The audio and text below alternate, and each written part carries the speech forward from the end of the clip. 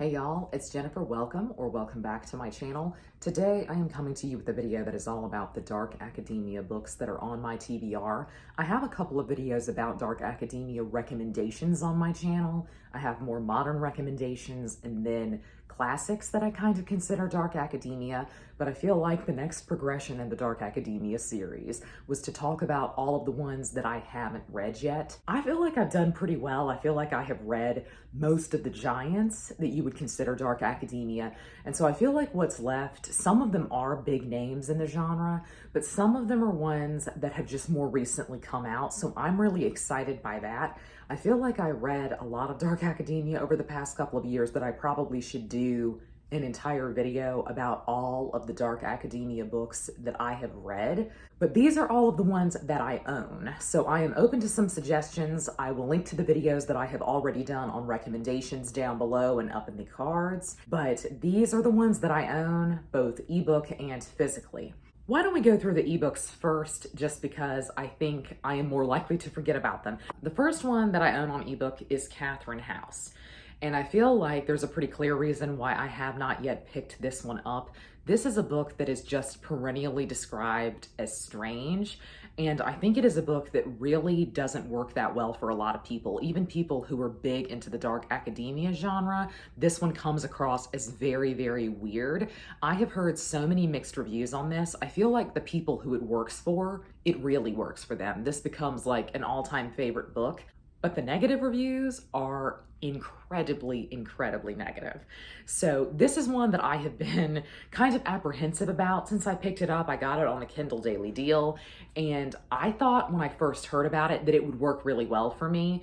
But since the kind of love it or hate it reviews have come out, I have never seen someone say the book was just okay. I have often just seen people say, I absolutely hated this, or I really loved it. There has been genuinely no in between, and I feel like it's a very short book as well.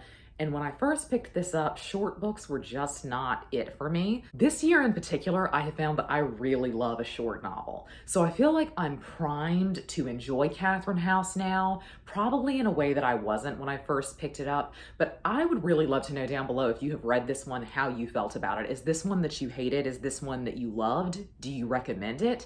I don't really know much about the plot here. I just know that it is a school that once you enter, you essentially can't leave. So I think that sounds kind of fun, and I think it also sounds kind of eerie. So it's really going to be perfect for this time of year. I'm really looking forward to this one. I think this is one that I'm going to move up my TBR. I think this might be a higher priority for me. Also on my Kindle, I just picked this up today because it was on a Kindle Daily Deal, and that is Sirens Muses by Antonia, Angress, which has been haunting me for the past year because since this came out, I have been really intrigued by it and I have really wanted to pick it up. And I think this one is maybe not necessarily strictly dark academia. I feel like this one is kind of towing the line there in the middle because it is partially a campus novel and partially after they get out of school. I think the discussion here is around art and art history, which is really important to me in dark academia. I kind of like to know the themes that we're going to be discussing, and I think a lot of times people say something is dark academia just because it is set at a school. And that is not necessarily what it is to me. Like, I think there needs to be a discussion around knowledge. And I feel like this one in general is going to be lighter than the typical dark academia. I think it'll probably deal with some heavy issues because it is more literary fiction, but I feel like it's not going to be as dark academia as some other books that I have read. So this one is just kind of nominally under the umbrella for me. I don't know that it necessarily counts, but I'm going to count it. This is one that I have been really looking forward to for a long time, and I am so excited that I finally got it on a Kindle Daily Deal. Though honestly, this is another one that I think has seen some pretty mixed reviews. I really thought this was going to be an awards darling when it came out last year. Thinking about books that awards tend to pick, I really thought this had all of the marks of being one that was going to be an awards darling. And as far as I know, it was never really nominated for much of anything. So I'm really excited about this. I think this is the one that I feel the most positively towards. I think I'm really going to like this because I think it's going to be unhinged in a way that I really like. I kind of like what you might call weird literary fiction or unhinged literary fiction. So this is one that has been on my TBR for a long time, but I have just now added it to my actual TBR, so I'm really excited about it. We also have plain Bad Heroines, and this is one I feel really bad about. I feel like I should have gotten to this before now because this is a book that I think I mentioned in the first Dark Academia video that I have on my channel where I was recommending things because it was kind of up next on the docket for me. It was a book that I had just recently gotten from the library. So this is a book that I got out from the library, returned without reading. I think also got this on a Kindle Daily Deal, and I have not read it since. I think it has been sitting on my Kindle for over a year now. And what holds me off from this one is that this one is really long. Where Catherine House is really short, and I think that's probably going to be maybe an issue for me, even though I do like short books now in a way that I didn't. I still think it's hard to get really into a novel if it has a short page count. For me, long novels have a similar problem in that it seems like they waste a lot of your time on stuff that doesn't really matter. And so that is my concern here. This is a dual timeline narrative about, I think, an all-girls school up in New England somewhere, and it is partially taking place in the past, in the early 1900s when the school was open. And the second timeline is now when a film is being made about all of these horrific deaths that took place on campus when it was open. And so I'm really intrigued by this because I think it's going to work well for me. But I also just sometimes with dual timeline narratives, I always prefer one timeline to another. And in this case, I think the past timeline will be far more interesting to me than the film getting made.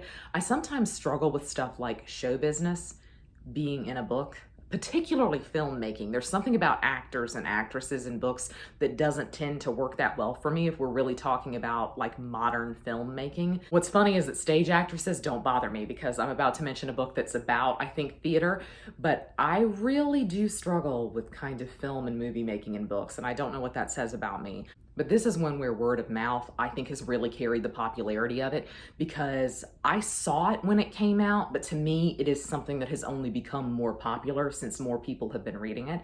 This is just so long. I think it's like 700 pages, but since it's on ebook, I know that I won't feel the link there the way that I would if I were reading it physically. So this is one that I have started before as well, and I got really intrigued by the prologue. So this is maybe one that I would say is a higher priority for me. I would love to know down below how you think I should prioritize these books, if there are some that you think are better than others, and if you have other Dark Academia recommendations, I would love to hear them down below. These are just what's currently on my TBR, and some of them, like plain Bad Heroines, have been there for what feels like a really long time. I try not to let books linger on my eTBR that long because I am in danger of forgetting that I have something if I have it on ebook. And this one has been on my Kindle for a very long time now, so I think this should be one of my top priorities moving forward. I think the vibes are going to be here too in a way that maybe they aren't for the other books because I think this is going to be very spooky. I think there's something kind of supernatural going on, or something kind of weird at least about the strange deaths. So I'm excited about this one. We then have All's Well by Mona Awad. I have two books by Mona Awad on my TBR. This is one that takes place in the theater scene. So this is the one that I was hinting at. And I have also started this one, and this book, frankly, is the reason that I was inspired to make this video, because I would not necessarily have thought this was Dark Academia from the outside looking in, but to me, as the book has gotten going, there have been a lot of themes of Dark Academia that have been really interesting to me. It's just not in many ways what you would think of as a campus novel. Though our main character does teach theater, so far it doesn't feel like school is that present in the narrative, but I am really enjoying this so far. This features chronic illness representation, and I think there is an eerie vibe to it and just a weird vibe to it that I really appreciate. Mona Awad is an interesting one because I know that some people love one of her books and they hate the other. And I think it's vice versa. So it seems like there's going to be one of her novels that you really connect with, and then the other is possibly just not going to work that well for you. So I'm kind of scared because this one is working well for me so far. And the other book by her that I have on my TBR is, of course, Bunny. Bunny is another book that has eluded me for quite some time because it's been on my Goodreads TBR, I think, since it came out. And I've always felt like I would really, really love this one. Part of me has been saving this for like an elusive kind of rabbit vlog. I've seen a lot of people do reading vlogs where they read books with their favorite animal on the cover, and a bunny is my favorite animal. And luckily there are so many books out there with rabbits on the cover, you would not believe it. And I've read many of them, and I actually feel like if a rabbit is on the cover, it's a pretty good indication to me that I'm going to enjoy the book. So this is one that I have been saving for a special occasion, but I don't know that that vlog will ever materialize. This is another book that people talk about as just being incredibly strange. And so I think it has garnered a lot of negative reviews because some people just really don't like how weird this one gets. And I can understand that. I feel like this is going to be a very cliquish novel. It's about a group of girls that I think are called bunnies. So I am really intrigued by this one. This does seem to be a perennial favorite though for people who love dark academia. It rates very highly for them. And just in general, for people who tend to love a weird book, this tends to rate very highly for them. So I also really like a weird book. I feel like I'm probably going to love this. So those are my two Mona Awads that are on my TBR. I'm also really excited about her book that's about to come out, but I am not gonna get it until I have tried her. I'm gonna give her a couple of chances. I know that some people really don't like her writing style, so I'm excited to try her and hopefully find a new favorite author in the process. Now on to books that I have on my physical TBR. I don't feel as bad about letting my physical TBR sit as I do about my eTBR. I don't feel like I'm in danger of forgetting I have something physically the way that I am on ebook, but some of these have also sat around for far too long, or I have talked about picking them up for far too long. So it's definitely time to move some of these off the TBR. The first one is Possession by A.S. Byatt. This is, I think, one of the big names that I have left in terms of dark academia. This is kind of a classic of dark academia, I would say.